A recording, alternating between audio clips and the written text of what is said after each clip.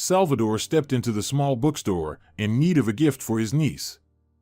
But the moment he saw her, he forgot why he had come. Fiery hair neatly pulled back into a bun at the nape of her neck, a strict dark blue dress. Her facial features weren't perfect, a slightly upturned nose, a slightly short upper lip, but her eyes. Salvador could have gazed into those big green eyes for eternity. Those eyes seemed to hold some secret known only to their owner, and the black long eyelashes cast a light shadow on her unremarkable cheekbones.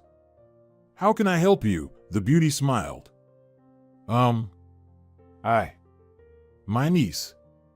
I need a really good book for a 5-year-old girl," Salvador finally managed to say. "Does your little one like fairies, or is she more of a warrior girl into dragons?" the girl beamed. It felt like she was doing something very important in her life right now, even something sacred, as if she was on a mission given to her from above. "Well, I'm not sure, to be honest," the guy replied. "Then perhaps something about animals would be better? Does the girl like animals?" "She has a hamster," Salvador smiled. "Oh, perfect. We recently got books from a young modern author, not very well known yet, but the texts are quite pleasant. They're about pets' diaries. You know, kind and humorous. Would you like to have a look?" "Yes, I'll trust you," Salvador said. "There are such colorful pictures," the green-eyed beauty said, positioning a small ladder next to the shelf. She effortlessly climbed it and fetched the book. Salvador couldn't help but admire the girl, her slimness, her grace. Nature had definitely been generous with her figure. "Pictures are good," the young man said thoughtfully, not taking his eyes off the red-haired witch. She seemed to enchant him, mesmerize him with some unearthly power. What was it? Love at first sight? Enchantment? Salvador couldn't answer that question. He just wanted to be with this girl, to look at her, to talk to her, and nothing else mattered to him right now. "Would you leave me your number so I can consult you later? In case I want another book." "Yes, of course, feel free to reach out whenever you need." The girl quickly scribbled something on a pristine white sheet torn from the notebook lying on the counter. She handed it to Salvador. Their fingers touched for a moment. But that moment was enough for him to feel the tenderness of the green-eyed beauty's skin. Shivers ran down his spine. "Thank you," he said shortly and left the store, holding a colorful book under his arm. Raquel Sands. Bookstore, read the inscription on the piece of paper. "Raquel," Salvador murmured, tucking the paper into his trouser pocket as he walked. "The girl of my dreams." Salvador couldn't sleep for a long time that night. He kept thinking about Raquel, this red-haired beauty with skin as tender as a jasmine petal. How he wished to shower kisses on those hands with pale pink nails. How he longed to embrace the girl and never let her go. If Salvador were an artist, he could have drawn Raquel down to the smallest detail. It's funny how you can meet someone every day and not remember the color of their eyes, but here he saw her in passing and remembered every line forever. Salvador was walking along the seashore. A gentle breeze tousled his hair, giving him a sense of freshness and unexplainable joy. She stood with her back to him. A mass of red hair covered her entire back from view, while a long white skirt flowed gracefully around her slender legs. In that moment, Salvador couldn't help but envy the wind. It shamelessly caressed those slender legs, playing with the chiffon skirt. "Raquel," he shouted. "I'm coming to you." He quickened his pace towards the beauty. The girl slowly turned around. He was prepared for her green eyes, witch-like eyes, but they were completely different eyes, a different girl. She held a jasmine twig in her hands.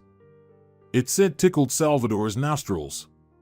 Warmth filled his soul, his heart fluttered with inexplicable longing, so sweetly it sent shivers down his spine. "Hi," greeted the other girl, pushing back a strand of hair that the mischievous wind had thrown across her face. Her voice was pleasant, like the murmuring of a forest spring, but it wasn't Raquel's voice that drove Salvador crazy. "But where's Raquel?" the young man asked. "I don't know," the girl shrugged and vanished into thin air. Salvador woke up. He felt like he still tasted the salty air on his lips. Strange dream, he thought. He never paid much attention to his dreams, but this one just wouldn't leave his mind. Salvador never mustered the courage to call or write to Raquel, but enduring this longing was unbearable. So, he went straight to the bookstore. This time, she was in a snowy white shirt and strict dark cherry trousers. The shop was absolutely empty. Paper books weren't everyone's cup of tea nowadays. "Do you need any help?" Raquel smiled. "Yes, I do, very much," Salvador exhaled. "Whose book do you need this time?" The girl adjusted a delicate chain around her slender neck. "Mine. But this time, I don't need a book. You've stolen my heart. Don't let me perish, give me a walk or dinner. I'll be free today at 7. Raquel said without hesitation, her dark lashes hiding the enchantment of her eyes. "I'll be here at 1:45. A smile lit up Salvador's face. He felt like the happiest person on earth. The beauty with fiery hair and eyes that looked into his soul, captivating his mind and heart, agreed to have dinner with him. Their relationship progressed rapidly. Just a month after that dinner that flowed into breakfast, Raquel had already moved in with Salvador.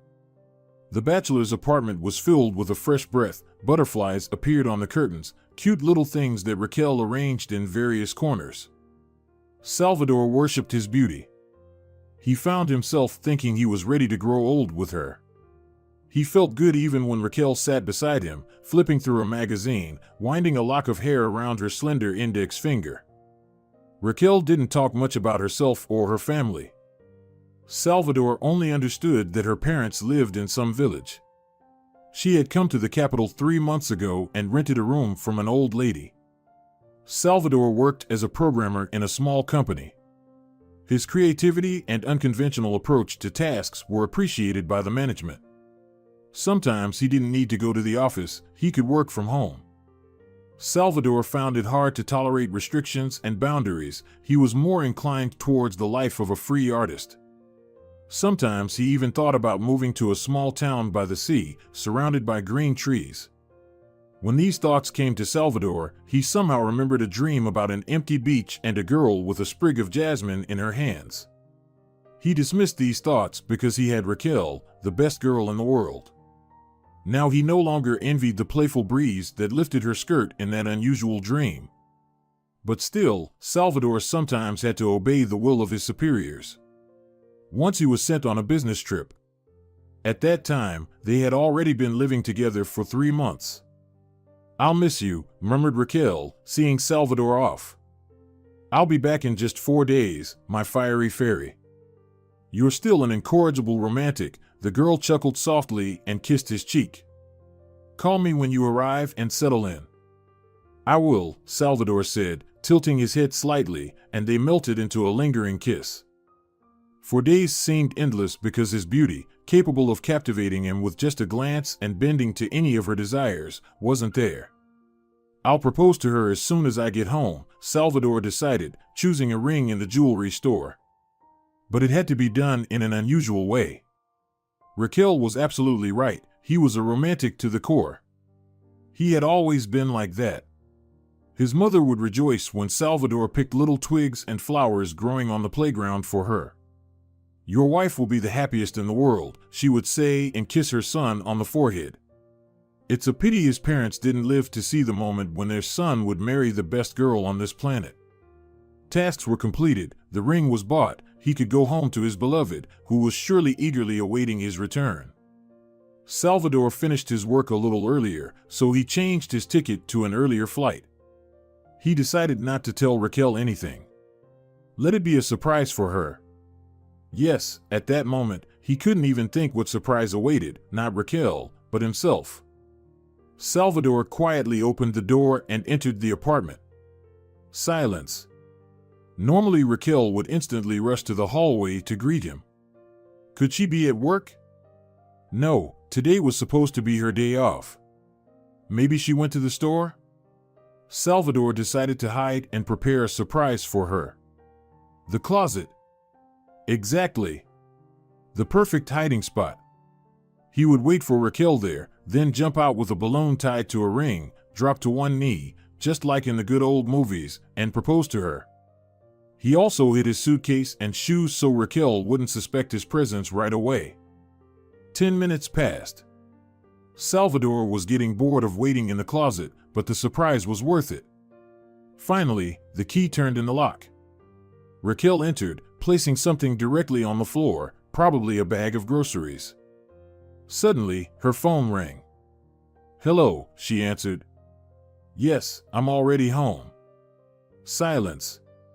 "All right. But I have to be back by 5. Salvador will return around 6. He shouldn't know I went anywhere. Why invite unnecessary trouble?" Again, silence. "Yes, Senora Arias, of course, the entire pregnancy will be under your control. I'm following all your demands, tests, examinations, everything, as you say. So far, everything is going well. The doctor says I'm made for motherhood. Everything is excellent for both me and the future child." Salvador held his breath. What was she talking about? Who was his beloved girlfriend talking to? Pregnancy? Raquel is expecting a child? His child. Salvador is a wonderful young man. He's in good health, smart, kind, takes care of himself, so your baby will be born healthy and beautiful. Shall we meet at the cafe? All right, I'll be there in 5 minutes. Raquel, apparently, kicked off her shoes, headed to the kitchen for some reason, maybe to put away groceries, put her shoes back on, and left the apartment, carefully locking it behind her. Salvador emerged from his hiding spot. The balloon shot up to the ceiling, slipping from his hand, the ring helplessly hung in the air. He was utterly stunned. From bits of Raquel's conversation with someone named Senora Arias, he understood that his girlfriend was pregnant, that's 1, that she plans to give her future child to her, 2, and that this child is his, 3. Could Raquel, his tender green-eyed beauty, be capable of such a thing? No, there must be some mistake. Salvador's gaze fell on the shelf near the mirror. There lay a business card. A phone number, a familiar name, Mia Arias, judge. Salvador turned the card in his hands. There was something handwritten on the back. I'm the mother of the boy, your brother is free. If you give me a daughter, I'll pay extra. Enough for modest housing in any town near the capital, the guy read. What was Raquel up to? A judge. Brother's freedom. She plans to buy her brother's freedom by giving birth to a child for the judge. It sounded like a detective movie, but not reality. Wasn't there any other way? Why is Raquel's brother, about whom she, by the way, hasn't told him anything, behind bars? Salvador was thrown from heat to cold.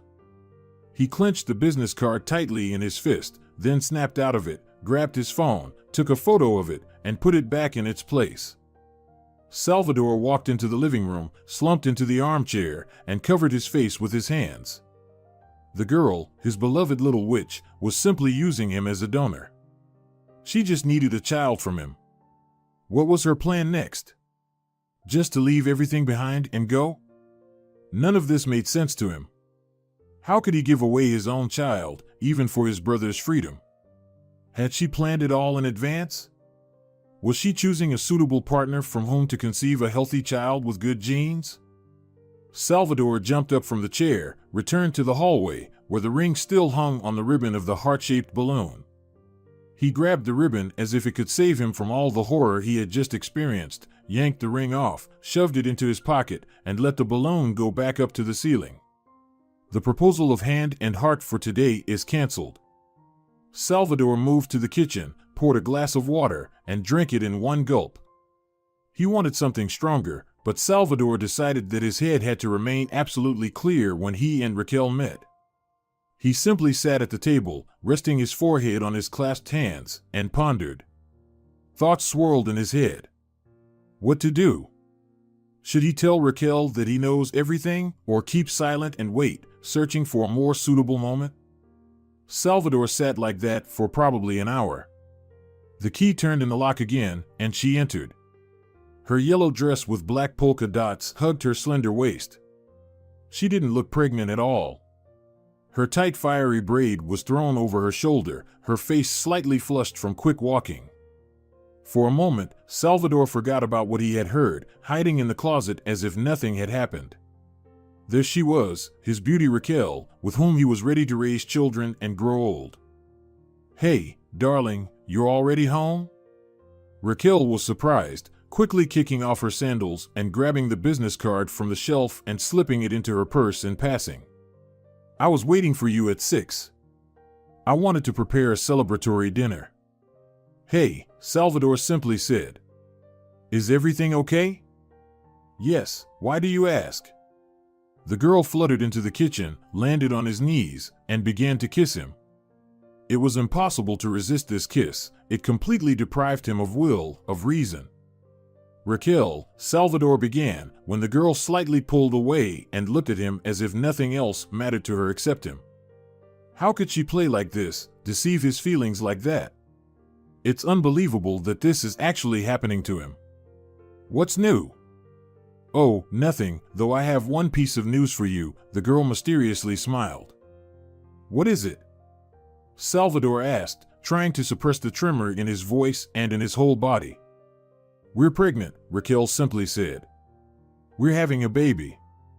Salvador silently stared at her, unable to say a word. What was he supposed to say? "Darling, what are you going to do afterward? How will you hand over our child to the judge? Why did you choose me as the father of the child?" What could he say? "Aren't you happy?" The smile vanished from Raquel's lips. No, darling, I'm, of course, happy. It's just so unexpected. But we haven't even had a chance to get married yet." "Nonsense. We'll get married later," Raquel replied and stood up from Salvador's knees.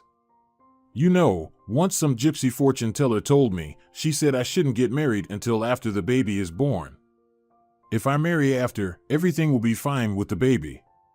You probably think I'm a superstitious fool, don't you?" "No," Salvador replied, suppressing a sigh. "She's such a liar. She just doesn't need this marriage. Clearly, she wants to escape from him even before the baby is born. Are you upset about something?" "No, just tired from the road. I'll go lie down." "You go, and I'll start cooking. Let's celebrate your arrival and the fact that soon we'll be parents." Raquel tied on an apron and started taking the necessary ingredients from the fridge. Salvador couldn't fall asleep, he couldn't even lie still. How could she smile, talk about love, and kiss him while harboring such a deceitful plan, simply to give away a child who would spend 9 months in her womb? Did she have no heart, or was this all a game to her? The care, the affection, the tenderness Raquel showered on Salvador, making him feel like he was on cloud 9, were they all just a facade? Life went on as usual. There was nothing unusual or suspicious in Raquel's behavior. Salvador even began to think he had been mistaken, that he hadn't understood what the girl was talking about when he stood in the closet. But the business card and the note on its back. Salvador carefully kept a photo of that very business card on his phone. It could be evidence. He firmly decided that he would not let Raquel go through with this dreadful deal, not at the cost of his child's life. He would raise his little one himself. Now, the main thing was not to arouse suspicion, not to let Raquel know that he was aware of her dark dealings. One evening, as Salvador stepped out of the elevator, he noticed a girl struggling to open her lock. He had never seen her before. She was a simple girl with extraordinary looks. For a moment, it seemed to Salvador that he had seen this stranger somewhere before, but he couldn't remember where. "Excuse me," she suddenly addressed Salvador, "could you help me with this stubborn lock? I just can't get used to it. I moved into this apartment a week ago, but let's try to tame this trickster." The guy smiled and carefully inserted the key into the lock, then jiggled it in different directions. Click. The lock snapped open. The door was unlocked. "You're just a real locksmith." The girl laughed, extending her hand. Blanca Morales. Nice to meet you, he replied, shaking her slender hand. Salvador. Salvador Castro. Her gray-blue eyes radiated kindness. For some reason, these eyes reminded Salvador of his mother's eyes, the same open, slightly childish gaze. There was a feeling that these eyes were waiting for something, or perhaps they saw things others couldn't. See you, said Blanca. See you, Salvador smiled again and walked towards his apartment. Salvador felt like he had known Blanca for 1,000 years. Where did that come from? Was he going crazy, seeing strange, suspicious, or inexplicable things all the time? Sometimes you spend years with someone, but spiritual closeness never comes, no matter how hard you try. And then you meet another person, and you want to share your most intimate secrets with them. I'm just tired. I've wound myself up with everything. I just have no one to share this pain and suffering that I have to endure, thought Salvador, opening the door to his apartment. It's been 3 months since Salvador learned the terrible secret Raquel had been hiding. The worst part was that he still loved her, even as he looked at her slightly rounded belly. He dreamed of holding their baby in his arms. Would he have to fight for the right to be a father, to wrest the child from the mother's grasp, a mother who seemed ready to simply hand the baby over to another woman in exchange for her brother's freedom, no matter what crime he had committed? Sometimes Raquel would disappear somewhere, saying she was visiting a friend. But Salvador was sure she was meeting Mia Arias. He searched for something in Raquel's things, something that could shed light on her life, her connection with this judge who was willing to pay a hefty sum in addition to Raquel's brother's freedom if a girl was born. Why such a convoluted way to become a mother? Couldn't she just adopt a child? What was the purpose of this dreadful game she had initiated? He found nothing at all. Only the logo of a clinic. Raquel had told Salvador she was registered at the one nearby. But that wasn't true. It was a completely different clinic, far away from here. Now Salvador understood why Raquel never wanted him to accompany her. He hadn't even been present for the ultrasound. I don't want to involve you in these motherly matters, she would say, embracing Salvador. The guy didn't argue, afraid to scare Raquel away. One mustn't cast shadows. Let her think he was just a happy father-to-be eagerly awaiting the baby's arrival. We're having a daughter, Raquel joyfully announced during dinner. I want a daughter so much. I'll be able to dress her up, do her hair beautifully. Yeah. And grab some cash that'll be enough for a decent apartment, Salvador bitterly thought. I don't care who we have, he replied to her. I'll love the baby, whether it's a boy or a girl. You'll be a wonderful father, Borja. Your daughter will be proud of you. Salvador was silent. He couldn't understand how someone could lie so shamelessly, looking him straight in the eyes. The talented actress within Raquel had died. But this concerned a child, their own child. Maybe she had agreed out of desperation. Maybe she would reconsider and break off this deal? Once, Salvador was at a business meeting in a cafe. His boss left, and he stayed for another cup of coffee. The door of the nearly empty cafe opened, and in walked a girl in jeans and a shirt with small flowers. It was Blanca. Their eyes met. Salvador gestured for her to join him at his table. Hey, she greeted, settling into a chair. It's scorching hot today. Can I get you a refreshing drink? I'll have a non-alcoholic mojito, please, Blanca smiled. Salvador ordered coffee and a mojito. The cafe was cozy, and being with Blanca felt calm and very comfortable, as if he had met an old school friend with whom he had shared a desk since first grade. Are you going to be a father soon? Blanca tucked a strand of hair behind her ear.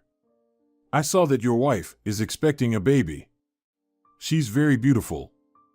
Thank you, Blanca. Actually, Raquel and I are not married yet, and we probably won't be. Why not? Sorry if I'm prying. No, it's fine. Blanca, can you keep secrets? Salvador suddenly asked. Are you going to tell me you have 10 young beauties hidden in your apartment? Her eyes radiated some unearthly light, not witch-like, just very sincere and kind. Yes, I can. You know, I'm just about to explode from my thoughts, with no one to share them with. Go on, Blanca said, lowering her voice slightly, looking serious. Raquel, my girlfriend, wants to give our child away in exchange for her brother's freedom, who is currently behind bars. What? The girl's eyes widened. And you don't mind? Mind? How could I not? I found out about it by accident, overheard a conversation with this judge who wants to be the mother of my baby. Long story, but the fact remains. Why don't you just talk to Raquel directly? It's impossible, she might disappear. Then I won't be able to fight for my child, and I really want to make it happen. Which clinic is your girlfriend attending? Blanca asked, taking out a notepad from her bag. Again, the notepad. Salvador flinched. Here. The only thing I could find in her papers, he handed her the phone with a photo of the clinic's logo. Wow. This is an expensive clinic. You could say, for the elite. Yes, I read about it. Surely the judge is interested in everything being top-notch. That's why she's willing to pay crazy money for Raquel's pregnancy. Do you want me to try and find out something? I'm just a pediatrician in a regular clinic, but still. You'll do me a big favor if you find out anything. I have no idea what to do, how not to lose my child. I'll never forgive myself if anything happens to them. You'll be a great father, Blanca said softly and patted his hand. I'll help, I'll do everything I can.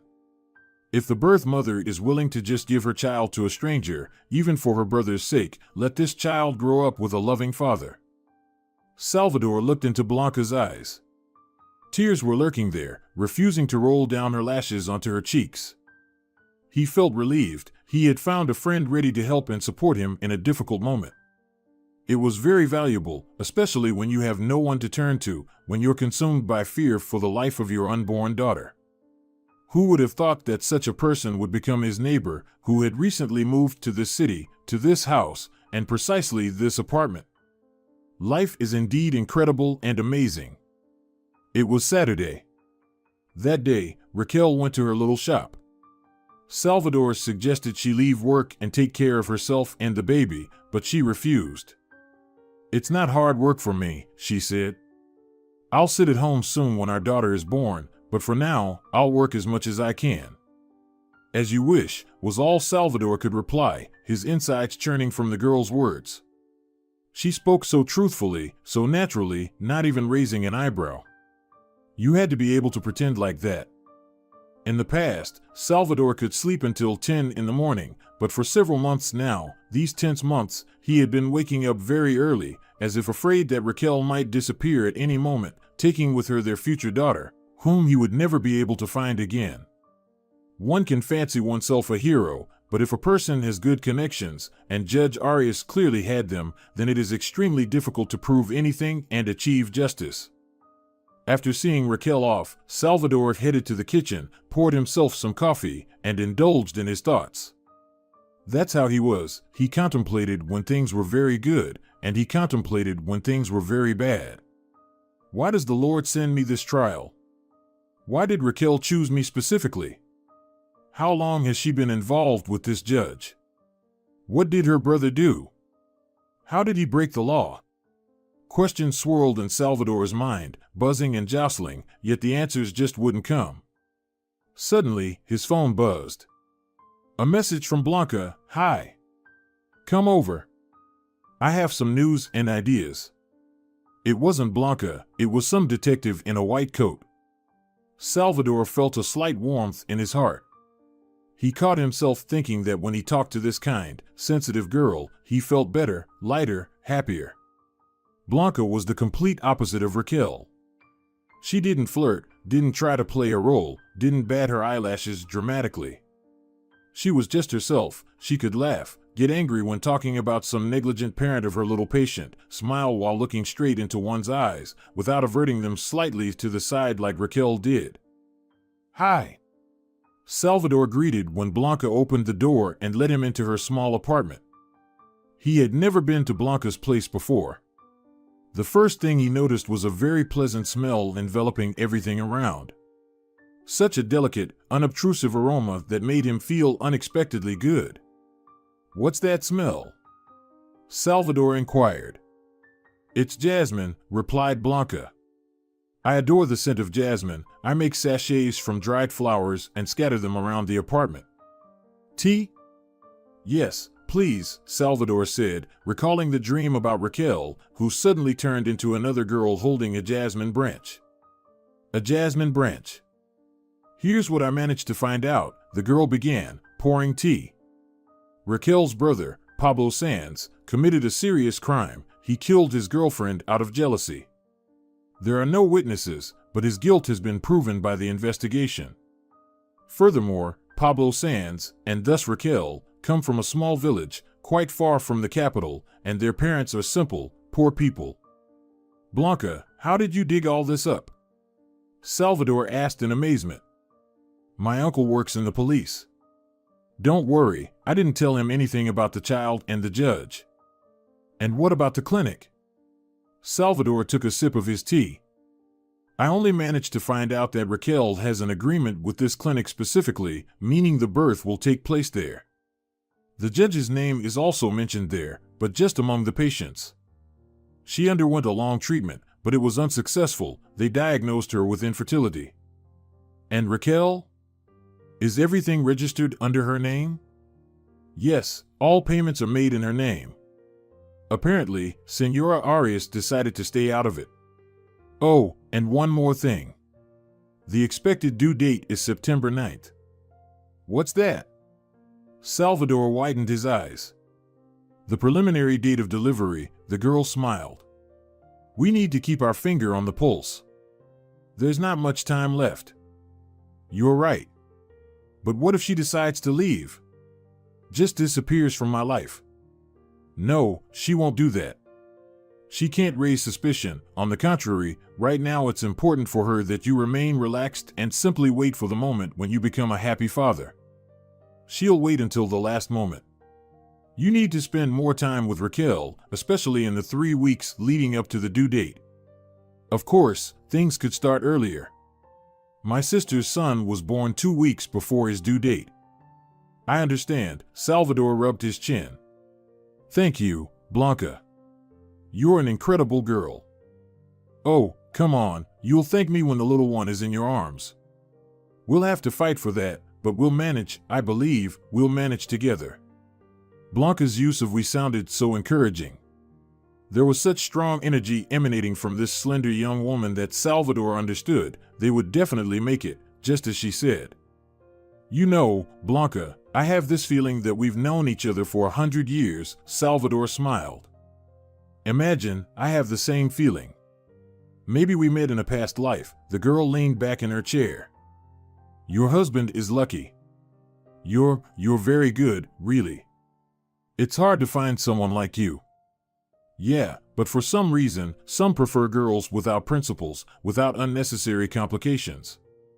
"Yeah, you've been deeply hurt."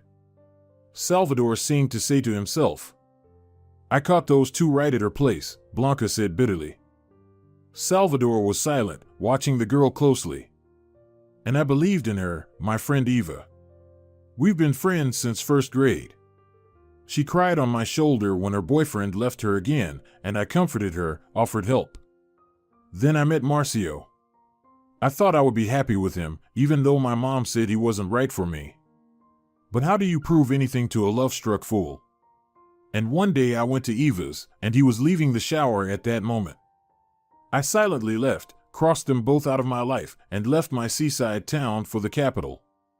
But the pain still hasn't gone away." Tears welled up in her eyes. "Come here," Salvador said gently, taking her hand.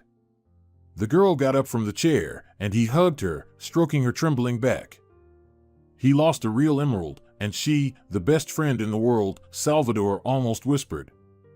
Blanca sobbed, sometimes transitioning to quiet crying. The pain she had held inside for so long finally poured out. It was getting easier, as if the bag of rocks you carry on your back suddenly became lighter, and the stones in it gradually turned into feathers. Thank you, Salvador, Blanca said, slightly pulling away. It's so easy with you. Your future wife is really lucky, you know. Don't forget to invite me to the wedding. The girl smiled slightly and wiped the remaining tears from her face. They sat a little longer, and then Salvador returned to his own place. He had such a pleasant feeling after the conversation with Blanca, like the aftertaste of a good wine, aged in the cellar according to all the rules and norms. Raquel, on the other hand, could be compared more to sparkling wine, great fun, intoxicating quickly, and then a wild headache. Such different wines, such different girls. Summer was coming to an end. Raquel spent almost all her time at home, only occasionally going out to visit a friend or to the clinic for another examination. Salvador had completely switched to remote work, having reached an agreement with his superiors. He was valued in the company, so they made concessions. Only occasionally did he briefly go to the office to discuss something with the management or for some other matters. Raquel became somewhat withdrawn. She spent more and more time glued to her phone screen. Salvador didn't know what she was up to, nor did he try to find out. He simply tried, as Blanca advised, to spend more time with Raquel so that she wouldn't just disappear one day. Raquel's performance was starting to suffer. She no longer showed the care she had for Salvador in the first months of their life together. The reason wasn't pregnancy, it was something else. Perhaps she was worried about her brother, about the outcome of her deal. Salvador didn't ask about anything, he simply kept an eye on the deceiver and worked in between, sitting at his computer desk. Sometimes he met with Blanca in a cafe to discuss something or just to chat. They had become very close lately, good friends. They say that friendship between a man and a woman is impossible, but as long as they were young, they could argue otherwise. Be on guard, said Blanca, as they sat down at the table in the cafe once again. Any of her trips now are a call to action. Yeah, I got it. I'll probably have to go after her. Just hope nothing goes wrong. Nothing will go wrong. If it does, just call me right away. I'll think of something. My vacation starts in a few days anyway. I'll mostly be at home. I was planning to visit my parents in mid-September, take a break in my hometown. At first, I didn't even want to go back there because, well, you remember. Salvador nodded and smiled faintly at the girl. And then, after talking to you, I realized they're not worth me hiding from them. It's my native nest, and I'll come there whenever I want. Well done, Blanquita. Salvador raised a thumb up. You know, you remind me of my dad. He always praises me, even for little things.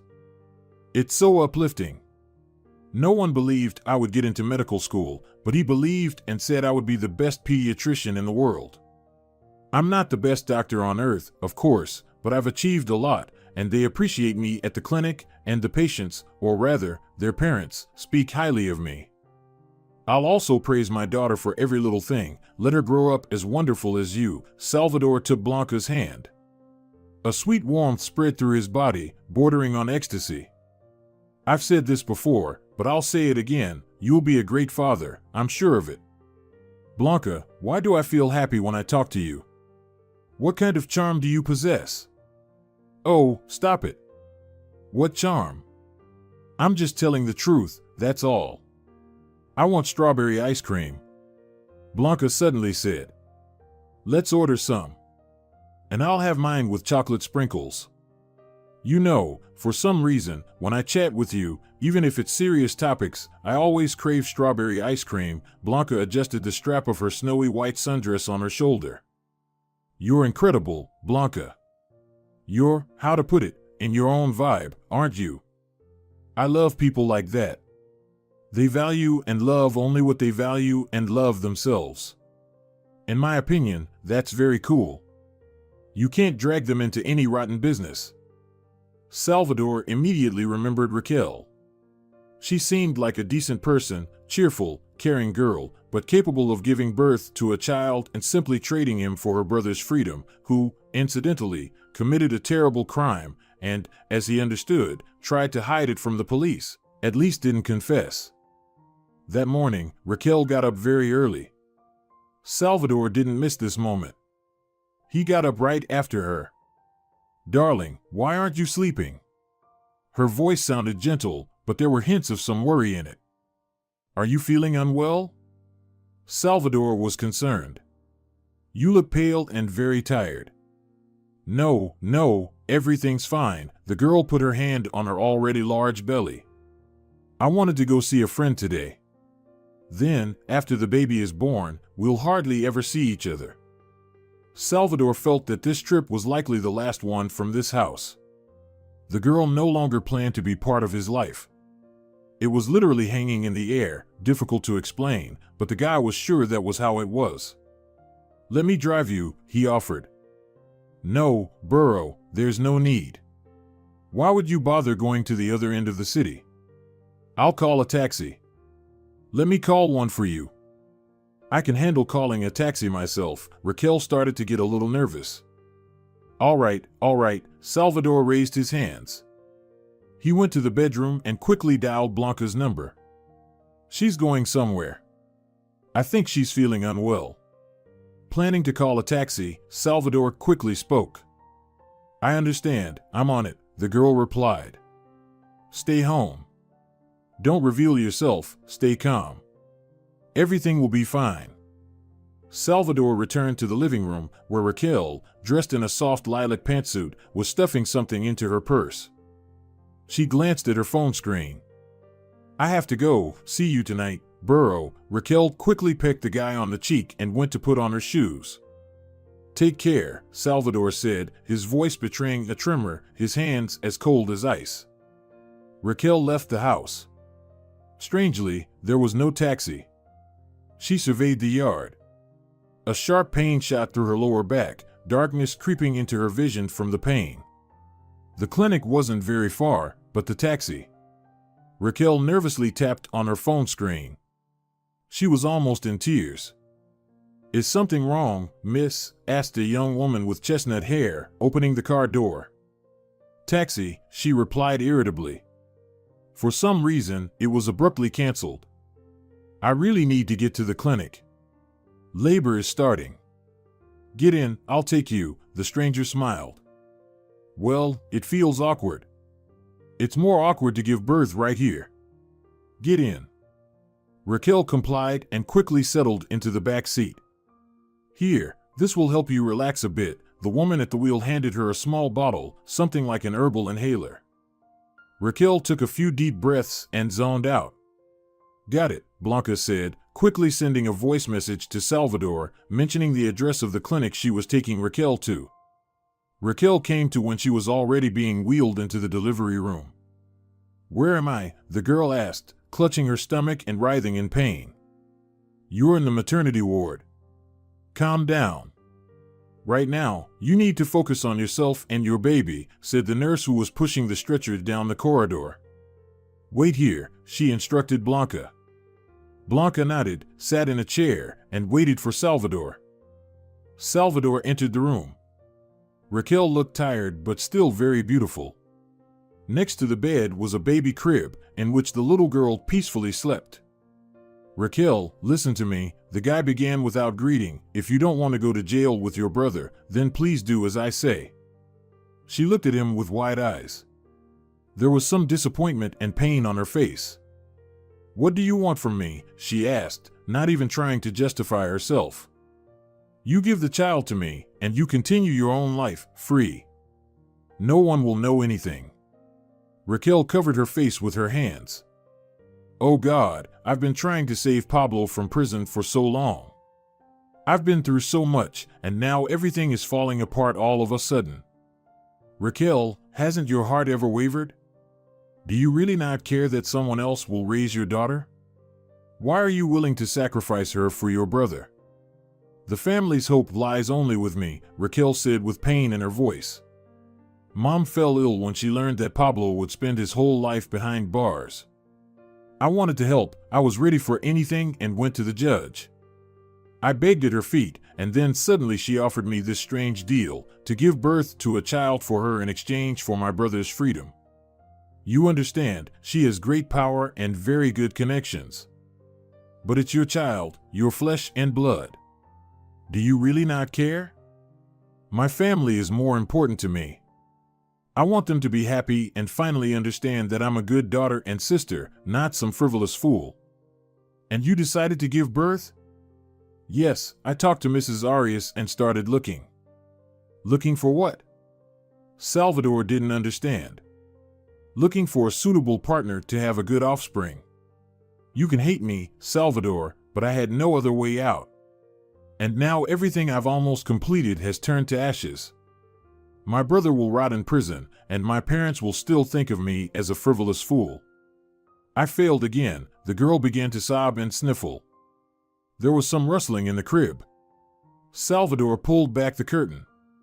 He was met by large, slightly cloudy green eyes, Raquel's eyes. They were captivating, like two large emeralds that are rarely found in nature. Esmeralda, Salvador whispered softly. My sweet little daughter. In a few days, the little one was already back home. Raquel wrote a refusal. She had no other way out. Despite her love for her relatives, the girl did not want to go behind bars. She still had a serious conversation ahead with Sonora Arias. Well, your little one is sleeping, Blanca said as she entered the kitchen. Now you'll only need to feed her in about 3 hours. Thank you, Blanquita, thank you, the young father said gratefully.